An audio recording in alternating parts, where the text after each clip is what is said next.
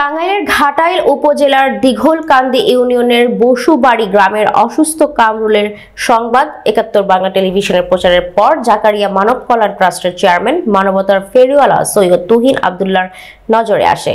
ডাক্তারের পরামর্শ অনুযায়ী ১৬ মার্চ সকালে অ্যাম্বুলেন্স যোগে উন্নত চিকিৎসার জন্য Dhaka MH Samorita medical college হাসপাতালে ভর্তি করান। ৭১ বাংলা টেলিভিশনের ঘাটাইল উপজেলার প্রতিনিধি মীর আলিয়া পারভিন জানতে চাইলে জাকারিয়া মানব কল্যাণ ট্রাস্টের চেয়ারম্যান সৈয়দ তুহিন আব্দুল্লাহ মুঠোফোনে জানান, দিঘলকান্দি ইউনিয়নের ছেলেটা মাত্র ১৫ বছর বয়স, জীবনের কিছুই সে দেখে নাই। এই বয়সে পঙ্গু হয়ে যাবে এটা মানসিক ভাবে আমি মেনে নিতে পারি নাই।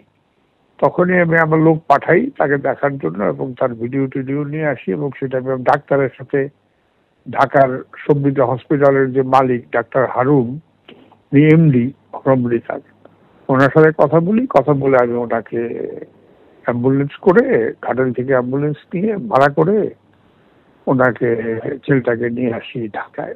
আজকেই তাকে ভর্তি করা হয়েছে, তার চিকিৎসা চলমান। দেখি চিকিৎসার যতটুকু যায় তাকে কতটুকু আল্লাহ তাকে কতটুকু মাফ করে, আমরাও চেষ্টা চালিয়ে যাব। আমার ঘাটাইলের ১৫ বছরের একটা ছেলে পঙ্গু হয়ে যাবে এটা আমি ব্যক্তিগতভাবে অ্যাকসেপ্ট করতে মেনে নিতে পারি না। সেই জন্যই তাকে আমি নিয়ে আসছি ঢাকা। সাথে ওই সংগ্রামপুরের একটা মেয়েকেও আনা হয়েছে, মহিলা, ওনারও ক্যান্সার, মুখে ক্যান্সার, একই অ্যাম্বুলেন্সে আনা হয়েছে। তো আপনারা ঘাটের বাসীরা দোয়া করিয়ে তাদের জন্য। আমি এদিক দিয়ে দোয়াও করি আর আমি এদিক দিয়ে চেষ্টাও করে যাচ্ছি।